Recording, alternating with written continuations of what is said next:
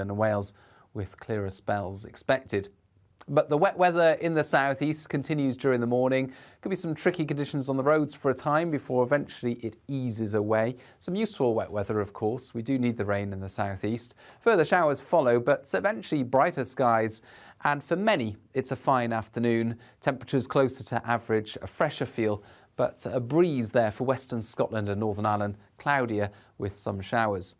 Some more prolonged rain into the west of Northern Ireland, Western Isles during the evening, but clear skies for much of England, Wales, eastern Scotland, and more comfortable night for sleeping, I think, with temperatures most places dipping into the low double figures rather than the high teens.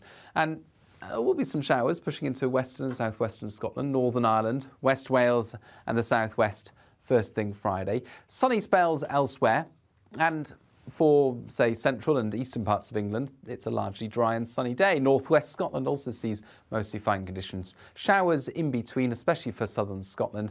Drier and brighter this weekend.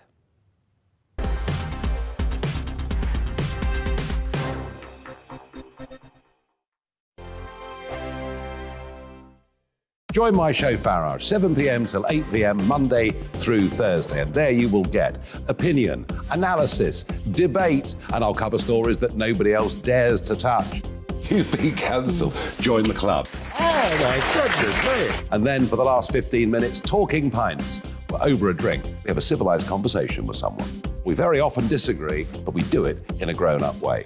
Come and join me on Farage.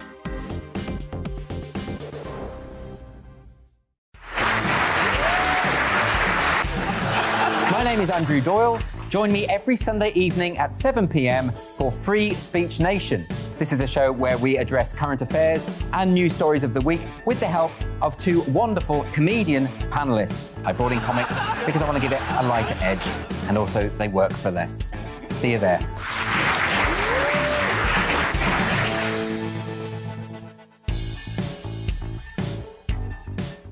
Hi there, it's Stephen and Anne. At breakfast from 6 a.m, you'll always be caught up with everything you need to know, the latest headlines, opinions and debates. We'll bring you the good news and the bad, but most of all, we're here for you. Remember, send in your views and let us know what you would like us to talk about. That's because we're your news channel. And every morning at 6 a.m, it's breakfast on GB News. I'm Dan Wootton. Join me Monday to Thursday from 9 to 11 for the feistiest and most fun news debate on TV, where free speech reigns. I'll bring you a sharp take on the day's biggest stories, bombshell newsmaker interviews, and A-list guests. And I guarantee you, no spin, no bias, no censorship, and no reason to go to bed. That's Dan Wootton Tonight, Monday to Thursdays from 9 on GB News.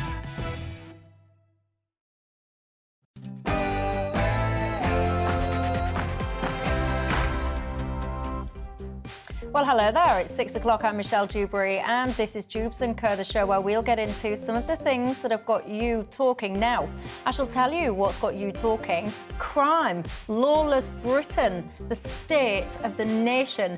Every time, I don't know about you, but I read and I look and I hear about crimes, just when I think I can't be shocked, just when I think a threshold has crossed, a line has crossed, nothing could shock me. Almost the next day, the next week, something even worse happens and it shocks me again. And just when you think it can't get worse, it does. Last night we touched upon this and it really did get you guys talking. Lots of mixed opinions as well in terms of what should we do about it, who is to blame, etc, etc. So I thought to myself, you know what, that subject needs more attention. So tonight it's going to get it. The whole show tonight is going to be dedicated to the state of Britain when it comes to crime. What's causing what we're seeing at the moment? Is it going to get worse? Some people are saying the worse the cost of living gets, the worse crime will get. Will it? Also, what about the role of gangs? Why are so many young people joining these gangs in the first place? Some say, oh, well, it's because there's not enough youth clubs. Really? Is it that simple? Surely not. I'll be speaking to a former gang member about his thoughts on all of that. Last night, many of you were saying to me, you think that one of the problems is the police police are not tough enough. Well, here we have police by consent. Is that the right strategy? Some of you were saying we need to be tougher, like the USA. Really? They have a method that some call the warrior approach. Very militarised, but does it work? Are harsher deterrents the answer? I'll be exploring that as well. And I want your stories. Have you been a victim of crime? Did you report it? What happened? We'll get into all of that tonight with Lisa McKenzie and David Starkey. But for now, let's get up to speed with the latest news headlines.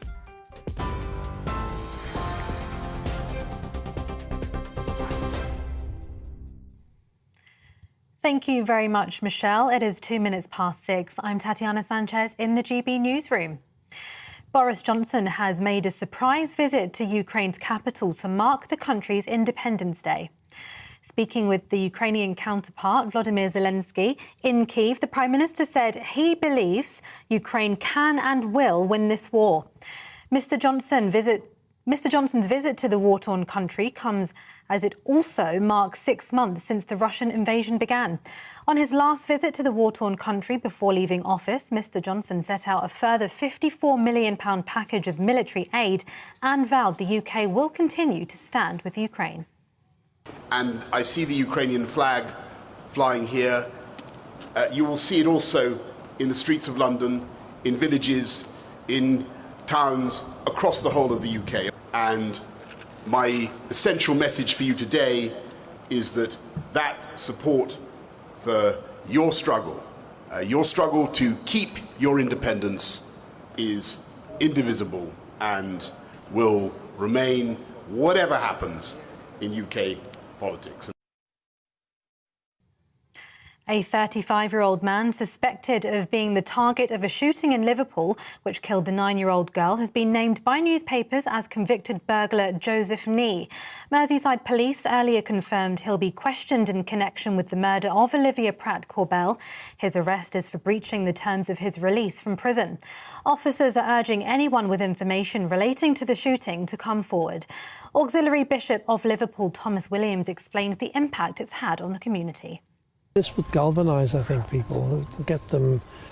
I think that we are totally united in this, in every single way, by the horror of it.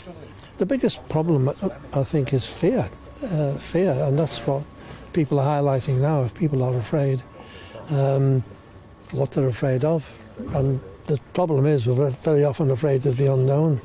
When things like this happen, it's too real. Meanwhile, in London, police investigating the shooting of an 18-year-old man have offered a £20,000 reward for information about his murder. Newly released CCTV footage shows a car involved in the shooting of Alex Iannakou, who died nearly 1 year ago. A new appeal for information comes amid a wave of violent crimes in the capital. The Chancellor says freezing the energy price cap isn't off the table. Speaking at a wind farm in West Lothian, Nadeem Zahawi says he wants to focus on helping the poorest of families. He also says the Russian president has been using energy as a tool against the British people. We need targeted help to the families that need it the most. Why do I say that? Because wealthier households who will then become the beneficiaries of a price cap freeze will not necessarily need the help as much as, of course, those families that are really stretched. I need to make sure that every pound is targeted and is stretched as far as we can make it, whilst we continue to support Ukraine in their battle against Putin. So targeting is important, and of course delivering the 37 billion. We're midway through that now. More than 23,000 people have crossed the English Channel in small boats this year, more than double the number at the same time last year. GB News has learned another 500 migrants made the crossing today, with more boats coming in this afternoon. It follows a record day on Monday, which saw nearly 1,300 make the journey in 27 small boats. It's the highest daily total since current records began 4 years ago. Bin strikes in Edinburgh in recent days are expected to grow as refuse collectors at 13 Scottish local authorities plan to walk out. Bin workers from cities including Glasgow, Dundee and Aberdeen will join their colleagues in Edinburgh in taking industrial action. Trade unions were offered a 5% pay rise, but a deal wasn't reached. Rubbish has been piling up in the Scottish capital since the strike started last Thursday, and they aren't expected to end for another week. Princess Diana's much-loved Ford Escort is due to be auctioned this weekend at Silverstone. The car, driven by Princess Diana in the late 1980s, is thought to be one of a kind, the only RS Turbo Series 1 in black. It's expected to fetch more than £100,000. TV online and DAB Plus radio, now it's back to Dewbs & Co.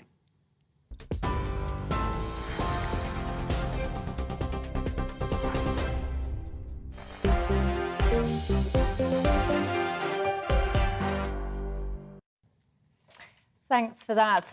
Yes, today our show is going to focus on one thing and one thing only, which is crime and the state of the UK at the moment.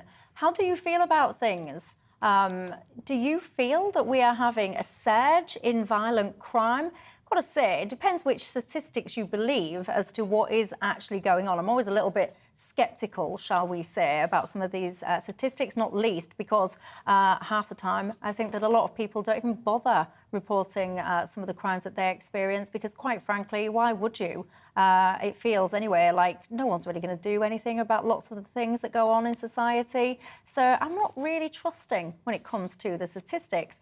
But when we started talking about some of this stuff yesterday, I had such a huge response from you guys at home.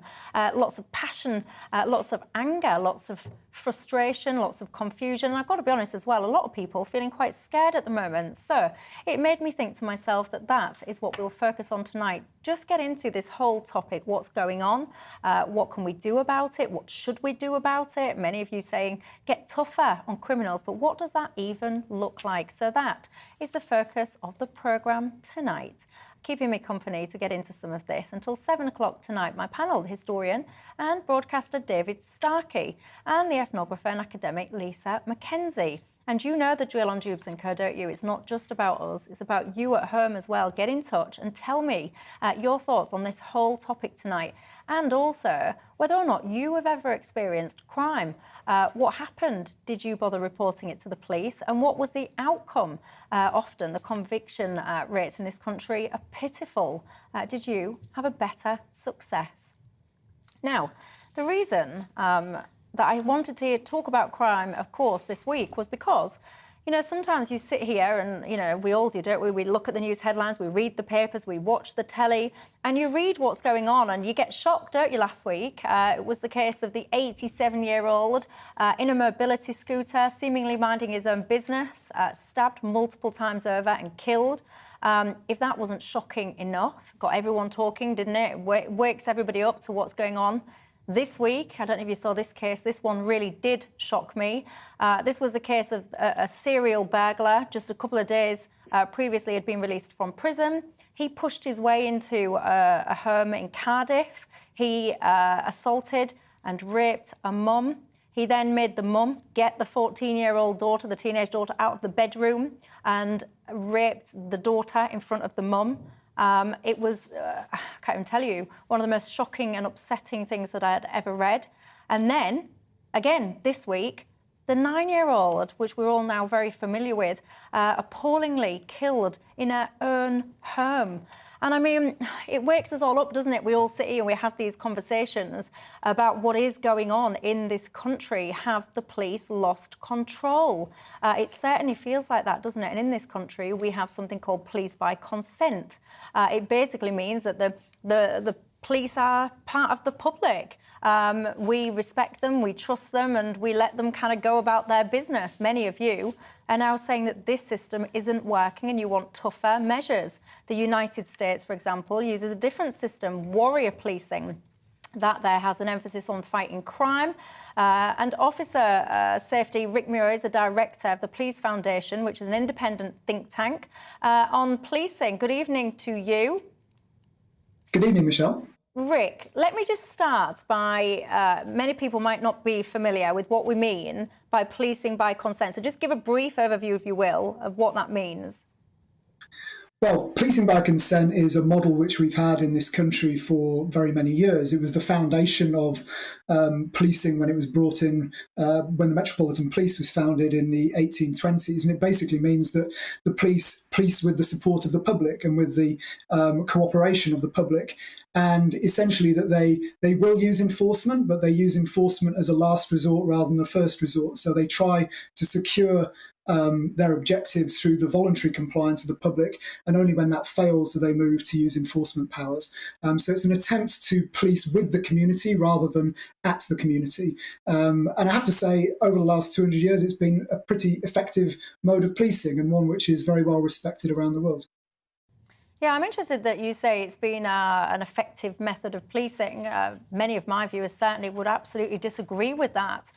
Crime seems to be getting worse all the time. We've got multiple police forces in special measures, and a lot of people, quite frankly, don't feel safe in their own communities and more so even in their own homes, which is appalling.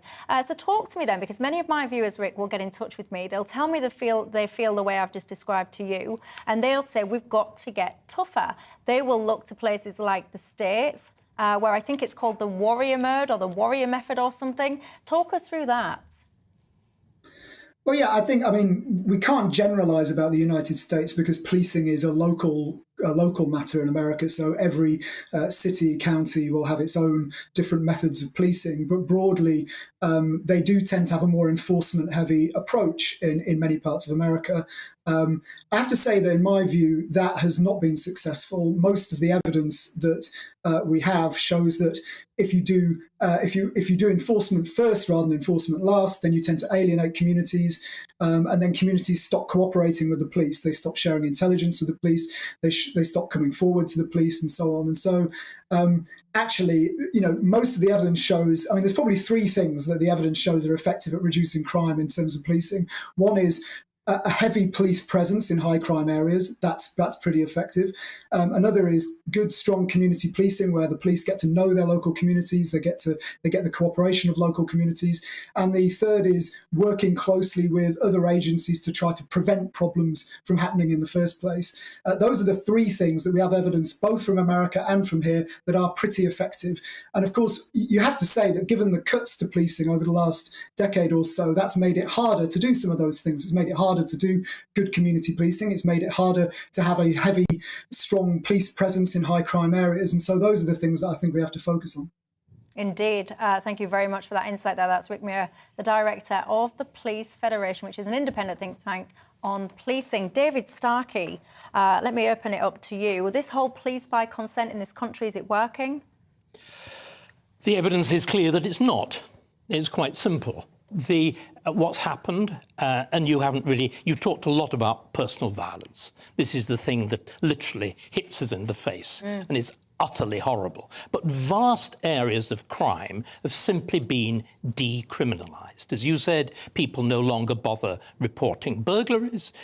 Shoplifting is effectively decriminalised. There are whole areas where the police have stopped doing anything. And if you go back, let's go back. This business of community policing or policing with consent, Lisa will tell us about this. This is all rather soft soap sociology from the 1960s. Let's go back to the real beginnings of British policing, which is Sir Robert Peel in 1829. What happened? They had a crime wave. London is growing astronomically. And if you actually look at what Peel does in the House of Commons, he quotes in a way that no modern politician could begin to. Remember, this man is an academic star. He's the top first at Oxford in classics, in maths, everything else. It's an astonishing speech. And he then says, right, it's clear we've got to do something. And then he asks, what are the principles? And the principles he comes up with are two of them. First of all, what is the target of policing? The fundamental purpose of policing is to protect property. It is to protect what people have, what they've worked for, their homes. It's why, in that sense, that last case is so infinitely shocking. Your home should be your sanctuary, the Englishman and the Englishwoman's castle. Here, somebody breaks into it brazenly and a child is shot in her own home. The police have completely disregarded this fundamental principle. They do not take the penetration of the home, the profound distress that that causes, seriously at all. And this seems to me to be it's a breach of the social contract. The second thing is that in this country, unlike America, we have deliberately disarmed the civilian population. We have said people must not carry arms, must not carry weapons, however easy it seems to be for criminals to get their hands on them, as well as the practice of using knives. Now, that is a very simple idea, again, of contract. You surrender your ability to use force, providing you are protected. The police are not protecting. They are breaking the social contract. And unfortunately, we have a police force that I think has been fundamentally corrupted.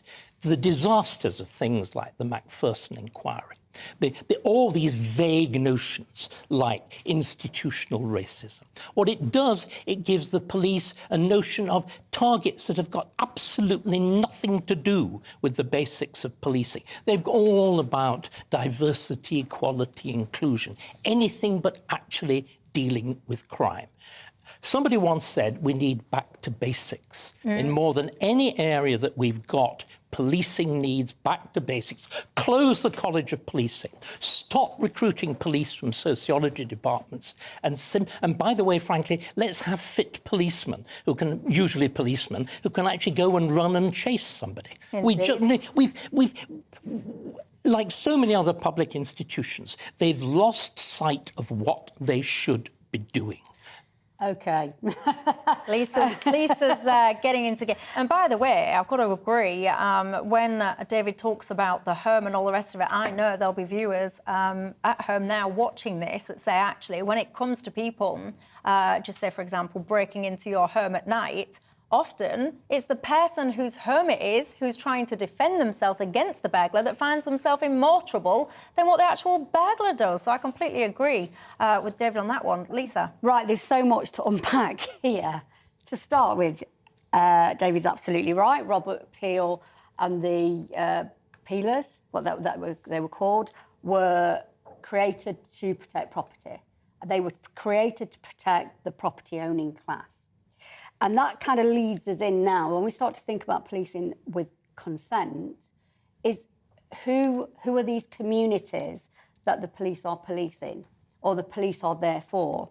And the police and our judicial system does not operate in a small vacuum. It operates in a society, and that's why sociology is important. It operates in a society that there is problems with housing. We've talked about that lots of times here. We have problems with health services.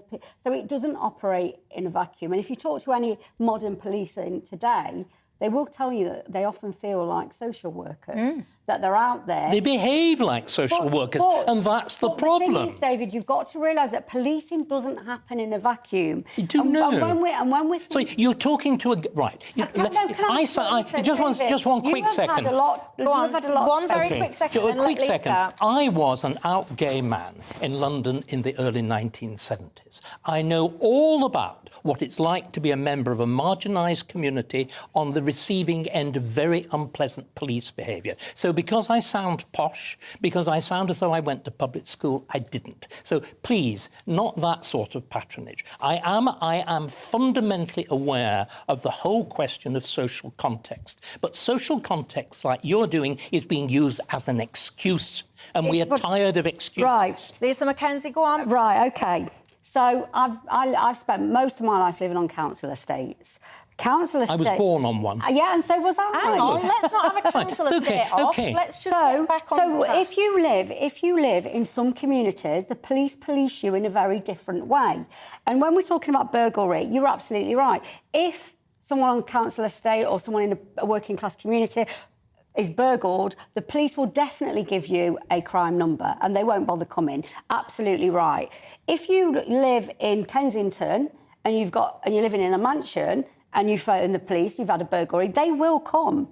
They do. No, they do. I mean, I remember. What are you basing that on? Well, I'm basing that on pure evidence. I mean, if you think about the beginning of the Ukraine-Russia war, I knew a group of anarchists who broke in to an empty oligarch's home to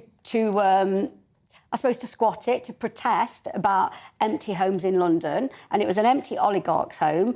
Within 2 hours of them getting in, there was 40 police outside getting them out. So that's the truth about what happens with policing. But are you really telling me that when the police receive a note about a burglary, some officer carefully looks up as to whether it was a council house? Are you really telling me? You don't need to. You don't need to know. You don't need to know what sort of house. There are different communities. If you phone up from a particular community and you say that OK, well then can we just pull back from this and actually start tackling another fundamental? The notion of policing by consent fundamentally depends on relatively homogenous societies. You cannot do it when you have highly varied societies such as we have now. Unequal societies? Do you mean unequal societies? I don't think... The world that I grew up in, the 1950s, was much more unequal than we are now, fundamentally. If I look at the life I had on my council estate... Yeah, I would agree with you. Right. Why was there very little crime on that estate? Because there was an immense level of local social discipline. The structures of family, and particularly families run by women. I remember... Do you all remember Ina Sharples in Coronation Street? Right. I'm a massive But it was done with... These were these women like my mother with their arms up here and their great breasts hanging out, and any boy who dared to step out of line was cuffed. Now let's not look at that. No. But sorry, that self was better then, because it wasn't. It wasn't better. It really was. There was a single criminal family on my council estate. They were known by everybody, and they were treated with contempt and distance and distaste. Admittedly, this is not in a city. This is a small northern industrial town. OK, but there was a huge measure of social discipline. What we've seen, of course, is a repeated fragmentation of our society, partly by immigration, but also very much by, for example, most people living on council estates now will not be married. There's been a... It's true. Right. It is really true. Marriage, if you look at the latest marriage statistics, they are an essentially middle-class phenomenon. I can make this generalisation just as much as you can make the generalisation about the police, and mine is much better documented than yours. This is one of the reasons why we've seen... David, you're living in the 1950s. No, I'm not. If that's where you go in, that sort of... On the contrary, haven't you noticed the change about marriage? Haven't you noticed the number of... It's not relevant. It is fully relevant. Have you not noticed the number of fatherless children who were brought up without fathers? It's not relevant. It's fundamentally relevant. Only in your little sociological bubble. Well, let me ask you this, because in a second I'm going to take a break. When we come back, one of the things that I want to focus on is the whole gang situation. We know what happened in Liverpool, that poor little girl was caught up in the crossfire, so to speak. And I find it quite fascinating that you don't think that the family dynamic is relevant at all to what's going on. What I'm saying is, instances like the little girl in Liverpool is very rare, and I don't think... Thank God. Yeah, exactly. It's very rare. Would I say that there's something wrong with the family? Of course, I'm not going to say that. Or the fact, what I'm saying is that some communities and gang crime and organised crime are absolutely blights in working class communities. I am never going to say stick up for organised crime or gangs, because they absolutely blight working class communities. They do. And I'm going to take a quick break, and when we come back, I want to get into this a little bit more, actually. What is going on when it comes to the whole gang situation? Why are so many people, younger people, joining these gangs? What do we do about it? How relevant, by the way, do you think the family structure is when it comes to who's going out there committing crime? Fathers often absent. Is that a factor? You tell me, and I'll have some of your responses, of which there are many, I can tell you now, in just a couple of minutes.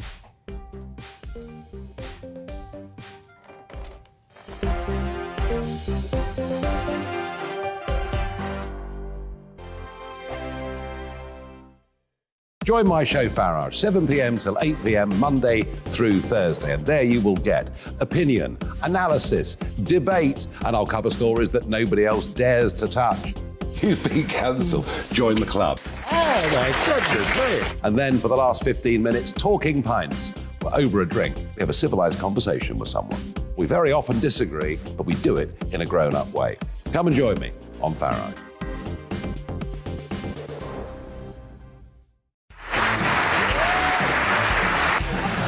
My name is Andrew Doyle. Join me every Sunday evening at 7 p.m. for Free Speech Nation. This is a show where we address current affairs and news stories of the week with the help of two wonderful comedian panellists. I brought in comics because I want to give it a lighter edge, and also they work for less. See you there.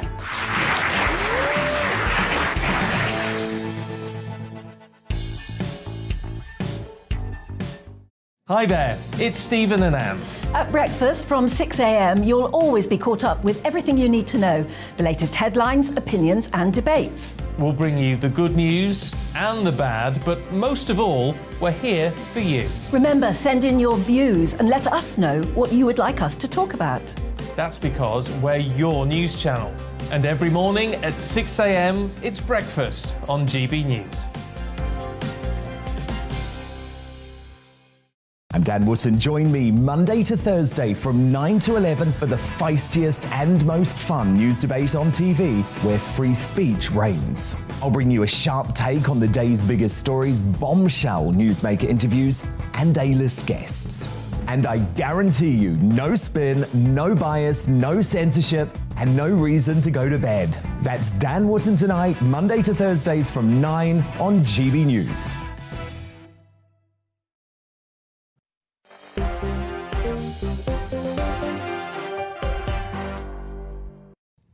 Hello there, welcome back to Dewbs & Co with me, Michelle Dewberry, keeping me company all the way through till 7 o'clock tonight. My panel, the historian and broadcaster David Starkey and the ethnographer and academic Lisa Mackenzie. We've just been kind of getting into whether or not policing by consent is still working in this country. Cliff says, Michelle, I speak as a retired police officer of 31 years service. We no longer police by consent in the UK. We police to appease the most vociferous and often most objectionable segment of society. Policing by the consent of the majority is by definition successful. I've seen its benefits to the community firsthand 1,000 times. He says, what we are witnessing now is the destruction of the authority of the office of constable. Get to the bottom of the reasons for this, and you'll be a better man than me. We've been exploring some of those reasons. Lots and lots and lots of people, I have to say, pretty much all of you that are writing in are in agreement with what David Starkey was just explaining about in terms of the family structure. David was saying you've seen less marriages, or you see less marriages in this day and age, pointing to that as a contributing factor. The lack of fathers in many people's families, for example. Where do you stand on that? Pretty much all of you so far are saying that, yes, you agree. Lisa Mackenzie, on the flip side, does not agree. And I have to say, the number of Brits, by the way, that have got confidence in the police right now is not that great. 48% of those polls said that they were unconfident. Unconfident, yeah, against 43% who said they did have confidence. Now, let's not beat around the bush, shall we? There is a problem at the moment when it comes to gangs. We've, of course, seen the situation in Liverpool over the last couple of days. What's going on? Joining me now, Sheldon Thomas is a former gang member and the founder of Gangs Line Foundation Trust. That's an organisation that works to help young people caught up in gang culture. Sheldon, good evening. Thanks for joining me. Why are so many young people turning to gangs? There's many different contributing factors that contribute to why young people. And I will say some of the factors is what your lady academic, sorry, I've forgotten her name, had mentioned earlier, which is social inequality, deprivation, school exclusions, because school exclusion is actually the beginning of how young people are trapped in the lifestyle of street gangs.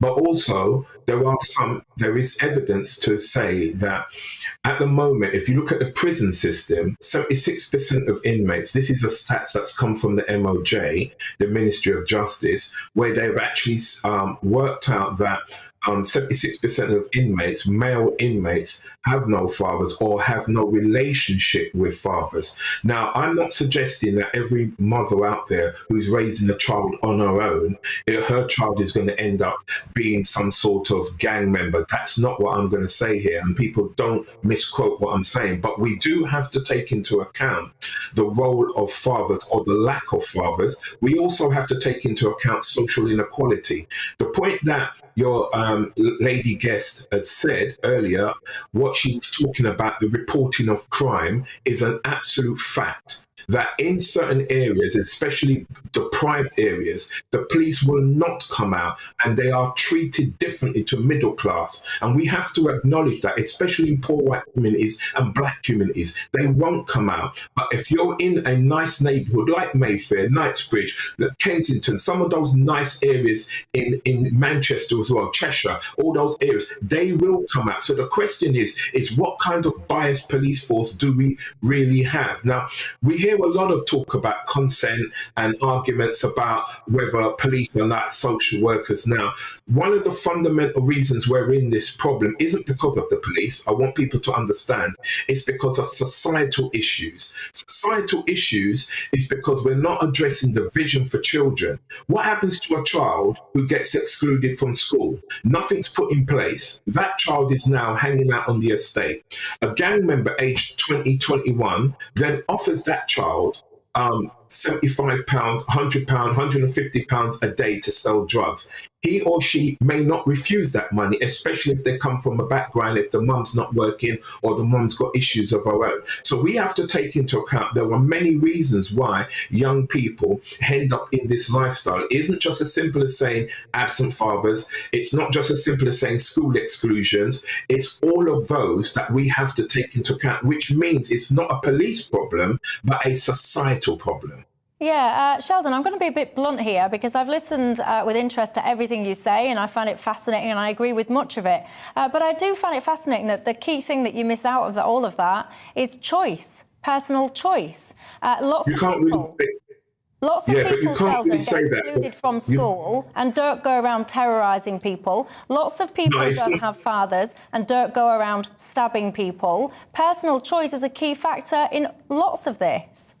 No one's disputing that. What we're talking about here, there is a section of society that doesn't have the same mentality as others. Of course, you've got lots of kids being excluded and they've never committed a crime. And of course, we've got lots of children growing up in houses where there are no fathers. No one's suggesting that. What we're talking about here is a small minority of our society that do fall into it. How do we look at that? How do we address that? It's easy for you to say choice because you might have had a better choice. But if you've got a young person who lives on an estate where 70% of the people on that estate are unemployed, 70% don't have any father figures. They look out the window and they see a guy who's dressed in the most expensive clothes, making a YouTube video about this gangster lifestyle, then that choice becomes limited because everyone on that estate is involved in the gang. So if that child doesn't join the gang and he lives on that estate, he's putting himself or herself at risk. So it's not as simple as that. We all like to sit down and say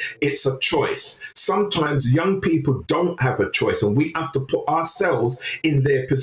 We can speak from our high ground. We all live in middle class. I live in a middle class area now. I didn't before. Other young people do not live and do not have the same fortunate situation as I did to be able to move out of the inner cities. So rather than us say you have a choice, which is a simple answer to absolutely everything, does not necessarily apply to every single child. We need to understand you've got to put yourself in their shoes, where what it's like. What would you be like living in an estate where 70% of everyone is unemployed? employed, and mostly everyone is involved in the gang. You could not say no, and I can assure you, you've never been in that position. Excuse me, I do want to come on here, because when you say you could assure me that I have this higher ground and I don't really know what I'm talking about, which is what I'm taking from you. As a teenager, actually, I was on an estate. My partner was in and out of prison. My dad was very abusive to me. My sister ended up dead 3 days before she was 20. So actually, I know a lot of what I speak, and I know a lot of what goes on is the choice. My peer group were wrong-uns, to put it mildly. I spent my weekends in and out of prison visiting my partner. And do you know what I did? I looked around and I made a choice. I had nothing, no proper support system, certainly no education, definitely not any money, definitely not any privilege. But I looked and I wanted better for myself. I didn't know how, but I just had a fire inside me that it was going to be different. And I was the odd one out. I did go against the people, my peer group. I did go against the people on the estate. So I don't dispute much of what you say, and I've got a lot of respect for you, Sheldon, because I know you've turned your life around and I know you've made a difference to a lot of people. It just really annoys me that we talk in depth for all of these different factors, but we never talk about the choice. When these kids pick up these guns, they pick up these knives, they know what they're doing. I assume that they're not stupid people in the main. They know what they're doing is wrong. And to me, I just get so frustrated at the absolute absence of any focus on personal responsibility. I'm not disagreeing with your point, and your point, what you've made about yourself as well, proves my point, that you went against the grain and you was the minority to turn around and say, you know what, I don't want this life. That proves my point, that not everyone's going to have that mental capacity to make that decision as simple as that. For instance, I'll give you an example. I became a gang member because of the racial abuse that I faced, or we faced as black men living in a system that we called apartheid in London. Now, did my brothers become gang members? No. Did my brothers go to jail or stab anyone, shoot? No. So that proves my point, that not everyone has that mental capacity to make a good decision and a choice to say, I'm not going to go down this path. My brothers did not go down this path. In fact, my brothers all became successful. Yes, some of them, my other brother had mental problems, but he didn't go down the path of being a gang member. So I fully understand. When I speak about choices, it's not that I'm attacking people who've made good choices. I'm trying to show us that everyone's got that strength, that mental capacity to say, you know what, I'm going to not be like my brothers did not want to be like me. They chose not to be like me. So I understand that. But what I'm trying to show everyone is that people need to understand, before we criticize young men and young women who fall into this trap, we have to understand not everyone has that mental strength to make those changes in their lives. And what we have to start doing is addressing societal issues rather than thinking, let's attack the police. Because my thing is, yes, the police have got a long way to go. I totally disagree with the gentleman, Mr. Starkey, in what he's saying, because obviously he doesn't really understand about how the police negative behaviour can affect certain communities, because if he did, he wouldn't speak like the way he's speaking. What I'm saying is quite clear. If you want to change society, we can't just look at the police in isolation, which is what I agree with the lady. What's her name? What is her name? Lisa and David. Lisa and David. So Lisa's point, sorry, Lisa, I do apologise for not being able to remember your name. I apologise. But Lisa, the point that Lisa's made is valid. You know, we've got to look at everything as a societal problem, because us saying, let's look at the police, they're weak, they're not doing their job. The police we've got to retrain the police in today's times, which is social media and the way things are being glamorized on social media with young men promoting this gangster lifestyle. We've got to retrain the police. But at the same time, we must address societal issues, social inequality, racism, structural racism, gender prejudice against women. We've got to look at rape cases. Why are so many women, when they go into courts, they're made to feel as if they're the perpetrators and not the victim. So all of this has to be addressed, but you can't address it. Press pause though, Sheldon. Press pause, because when you were talking about institutional racism, to my right, David Starkey let out a big sigh. David Starkey, why? I let out a big sigh because Sheldon is fascinating. We are here to talk about the police. What Sheldon is doing is wanting an absolutely standard mid-lefty reconstruction of society. We haven't got time for it. I'm sorry. There's also no consent for it. David, and you know there if we haven't got just time, one second. hang on, let him finish. There Go is on. no need for it. Can we get back to what we were supposed to be talking about, which is crime and the police? And the police have an immediate responsibility to do something about it. There are undoubtedly issues of employment, there are issues of family structure, there are arguments about equal and unequal societies, but we don't have time to do that kind of thing. There is need for action now, otherwise there will be many more Naughty Ashes, there'll be many more burglaries, there'll be much more suffering. And I'm sorry, Sheldon, you represent, dare I say, a minority. There is a very large stirring of a majority, the kind of people that have been ringing into you, that have been expressing discontent. And I'm afraid there is that headline of the Liverpool Echo.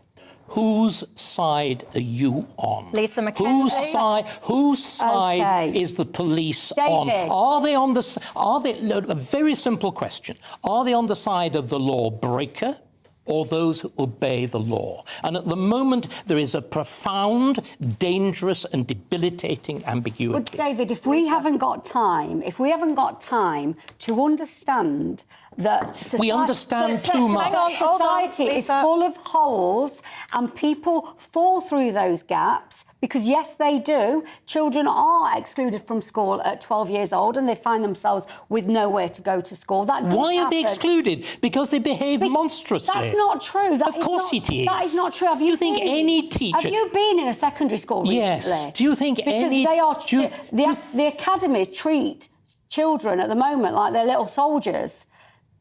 And you can be excluded from school for very, very little at the moment. So what we have great gaps in our society. Of course, there've always been great gaps. They've always been great. You're just a mere idealist. What has happened? And I'm not an idealist. Total idealist. What happened? We want everything to be made perfect. And how? I don't know what you want. What do you want? Hang on. I want a society which recognises that human beings are profoundly imperfect creatures, and that imperfection needs managing, and we don't need to chatter Who about... is imperfect and who is perfect, though? Because that's the basic argument here, isn't it? Is who do you think is imperfect? I think we're all... My answer to that is everybody. I believe in a form of original sin. I'm human, I think you're human, and I'm sure Michelle is. We've all got it in us to behave badly. We have all got it in us to behave well.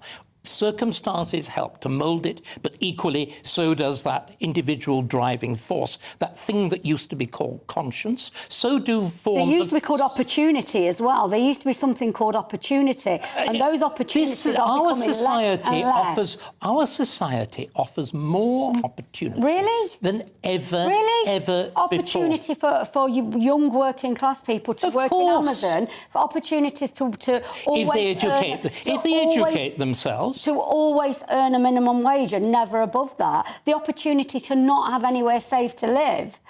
The opportunities for... We spend a fortune on social housing. We don't. David, you need to find some facts here, and you need to have some... If you're going to come in here and say these sweeping statements... Can I just suggest you that need you to find some facts. I'm trying to give you some if you'll shut up. Can I just point out to you... I'm going to shut the power of you up in a minute, because I'm going to go to a break. What you're talking about is, in fact, the failure of social intervention. Those council estates that you describe, the method of education we have, they're all the product of people like you and your myth-taking and your failure to understand people like basic... me what? What do you mean people like me? Because the whole structure... The whole Who are you talking about? The whole I'm going to give you my book that I wrote about the council estate that I live on. Right, well, hang on, because we'll do book club in the break. I'm going to go to a break, but before I do, Sheldon, I just want to say to you, thank you very much for your time. I want to keep this going, but unfortunately, I do have to go to a break. I've got a lot of respect for you, Sheldon. Anyone, actually, that turns their own life around, especially when they go on to try and help others do the same, all credit to you. And I know as well... Before I go, I'd just like to say that David needs to listen to Lisa a little bit more, because his objections is based on this kind of middle class attitude that dates back 70 years or so, because half of what he's saying is misguided. If he doesn't realise that the opportunities he's talking doesn't exist, it's almost non-existent in poor white communities and black communities up and down this country. And the point that Lisa made about in terms of opportunities to work in Amazon, let me explain to you.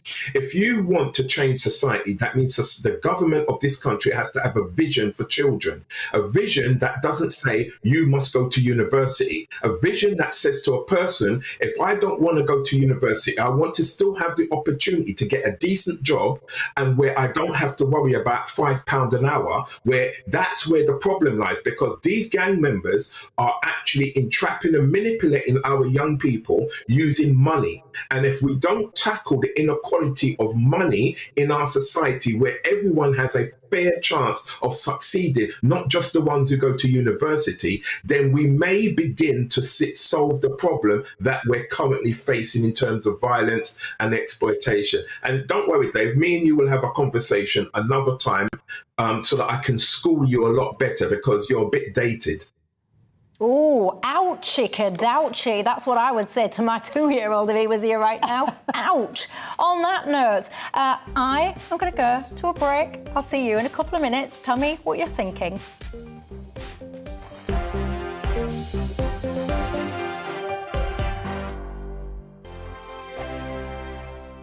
Join my show Farage, 7 p.m. till 8 p.m. Monday through Thursday. And there you will get opinion, analysis, debate, and I'll cover stories that nobody else dares to touch. You've been cancelled. Join the club. Oh, my goodness me. And then for the last 15 minutes, talking pints. We're over a drink. We have a civilised conversation with someone. We very often disagree, but we do it in a grown-up way. Come and join me on Farage.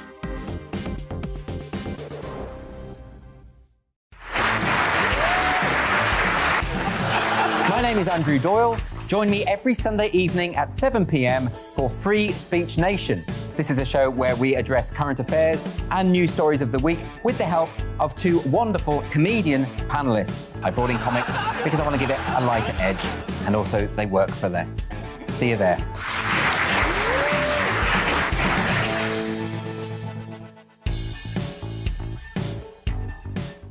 Hi there, it's Stephen and Anne. At breakfast from 6 a.m, you'll always be caught up with everything you need to know, the latest headlines, opinions and debates. We'll bring you the good news and the bad, but most of all, we're here for you. Remember, send in your views and let us know what you would like us to talk about.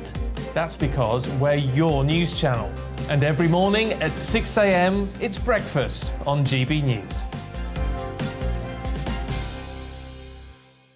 I'm Dan Wootton. Join me Monday to Thursday from 9 to 11 for the feistiest and most fun news debate on TV, where free speech reigns. I'll bring you a sharp take on the day's biggest stories, bombshell newsmaker interviews, and A-list guests.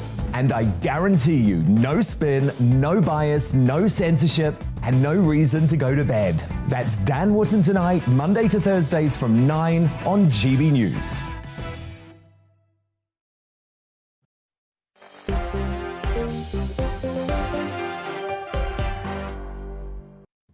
Hello there, welcome back to Dewbs and Co with me, Michelle Dewberry, keeping me company, David Starkey, and also Lisa McKenzie. We have been getting into the subject of crime tonight.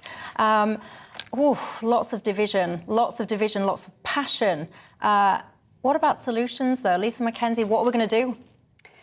I think, first of all, we need to just accept that these sort of crimes that we're talking about in Liverpool, they are rare, not for us not to panic, but for us to also recognise that the police do not police communities fairly. Any poor and any working class community really do challenge the police. They say to the police, come and police with us. So I do think that we do need community policing. I think the police does need to listen to those communities. And I absolutely understand why there's such a low trust with the police at the moment. The Metropolitan Police has proved itself over the last few years to be completely inadequate and is now in special measures. But I don't think that this is not a policing issue. I agree with Sheldon that this is a societal issue. And as much as we want the police to be able to click their fingers and do something, they can't. We really do need to, I suppose, have a better society. We need to think about that there are people that slip through they can slip through. And we need to make sure that when people are in a position where they might make a bad choice or they have no choice, that we have something there to help. David Starkey. Well, I go back to the fundamental point that I made, that the idea that we can only control crime in its most obvious manifestations by some kind of gigantic reconstruction of society is simply silly. It's simply silly and it's wrong, and we're using it as an excuse for the police abdication. And the problem is that the police, many of them, particularly their commanding officers, have bought into these kind of explanations, which of course act... if you think about what Lisa's saying, she's offering the police the perfect excuse. Oh, we can't do anything about this because we've got all these profound problems out there and it's the responsibility of the politicians, not us. No, they have a limited job and they should do that job. There's another thing, and I was interested in Sheldon. We had a serious conversation rather than in doing the oldest gag of, oh, you're old-fashioned, the sneer at old age. Occasionally it produces wisdom. I'd be very interested to discuss with Sheldon what he thinks the effect of the idolation of rap music, of drill music. No, there is huge evidence, right? We're glamorising. Why do boys go into crime? Because it's glamorised. Because there is very clear evidence. David, in the 1950s, please, I shut up whilst you were having your rant. Lisa, I shut up whilst you were having your rant. Let me just finish mine. We used to have the glamorisation of crime with Robin Hood, but as it were, there was a certain sense of social justice. If you actually look at what is tolerated, we now have, of course, the behaviour of people like Tim Westwood, exposed for the disgrace that it was. White middle-class man. Exposed for the disgrace that it was. And what you're seeing in all of that is a deliberate glamorisation of everything that we should disapprove of homophobia, of the rape of women, of an absolute vulgar use of bling, of violence and of horror. And it is turned into fashion. Is it any wonder these boys think it's glamorous? The cars, the lifestyle, the guns, the very gangster gestures. You will see all middle-class boys doing it. Most boys want to be bad at some point in their life, and they're now offered supremely good models of badness. And our society is stupid enough in large section of the entertainment industry, in much sport and whatever, to endorse it. And this seems to me, if we're talking about the problems that lie behind all of this, this is a vast area we haven't even touched on. And I'm afraid we let Sheldon get off very, very lightly on the subject. It's interesting you should say that, because when I originally started planning out this show, one of the themes that I wanted to explore was drill music, and I actually invited a drill artist onto the show who said yes and was going to join us. But when I was kind of going through it all, we didn't have time to do absolutely everything. But I do agree with you, actually, that the concept of drill does need to be explored. There are very strong opinions on both sides of this fence. Many people do think that drill contributes. Many other people say it's certainly the glamorisation. Yes, can I just make one point? As long as it's a brief one, look at the time, everyone. In the 1950s in Glasgow, there was the same sort of moral outrage and moral panic about gangs and about gang members in Glasgow. There was a piece of research that talked about gang members in Glasgow really liking the Kinks and singing to the Kinks. This idea that somehow music is to blame for all the ills in society is not a new one, and it's also, it's pretty unsubstantiated. Yeah, I know, but people might say it's unsubstantiated, but no one will be able to convince me that when a teenage lad sees other teenage lads walking around with Rolexes, Bentleys, all the rest of it, doing gun signs, diamond-studded rings. Yeah, surely there is a bit of that rubs off. Does it then go on to encourage people to create crime? That's a different conversation. Anyway, what do you all think to that? Look at the time. I've almost got to wrap up. Lots of people, lots of you, I have to say, getting in touch. Many of you have experienced, been a victim of crime yourselves, didn't bother to report it. What a shame. And that in itself is reflective of a broken Well, they're all in system. council houses. Well, actually, you should say, it's interesting this. Fiona says, tell Lisa, I live in a very good part of Kensington, London, and the police do not come when there's a break-in. David says, I live in a posh part of Essex. The police couldn't even be bothered to come and take a statement when we were burgled in December last year. Lots of people. Phil is saying, for years, the police have been afraid to police ethnic minority communities for the fear of being called racist, many of you. Or actually duffed up when they go into the council estate. No, careful. Don't look at what happened in Tottenham. Look at the time. Look at what happened in Tottenham. I'm sorry. We really do. We do need to put both sides of this, and we do need to stop crooning about societal problems. There really is no such thing as society. Thatcher was right. No, she wasn't. Oh, hey, hang on. We're opening up the was Thatcher right conversation. I'd love to have it. Maybe I will in the future, but for now, look at the time. David, Lisa, thank you. Thank you at home as well for all your thoughts and joining in the conversation tonight. I very much appreciate it. Have a great night. I'll see you tomorrow. Nigel Farage is up next. Thank you very much indeed, Michelle. Spirited debate there. Whilst we will touch on, of course, tonight, hundreds of Albanians again crossing the channel today. Energy will dominate my debate tonight. As Boris Johnson in Kiev says, we have to pay the price of defending Ukraine. Are you willing to pay it?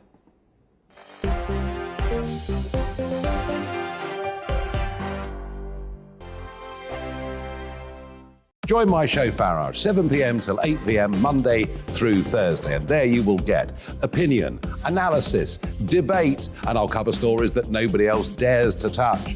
You've been cancelled. Join the club. Oh, my goodness me. And then for the last 15 minutes, talking pints. We're over a drink. We have a civilised conversation with someone. We very often disagree, but we do it in a grown-up way. Come and join me on Farage.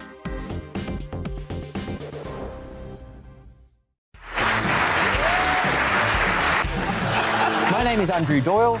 Join me every Sunday evening at 7 p.m. for Free Speech Nation. This is a show where we address current affairs and news stories of the week with the help of two wonderful comedian panellists. I brought in comics because I want to give it a lighter edge, and also they work for less. See you there.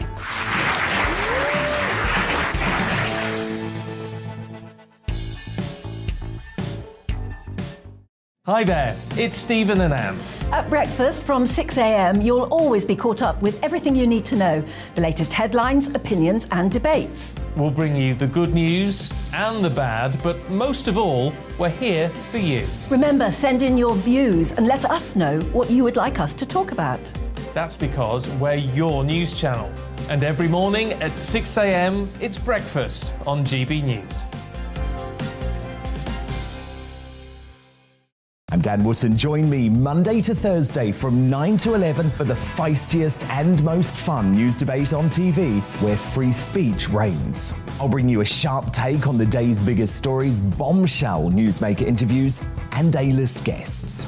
And I guarantee you, no spin, no bias, no censorship, and no reason to go to bed. That's Dan Wootton Tonight, Monday to Thursdays from 9 on GB News.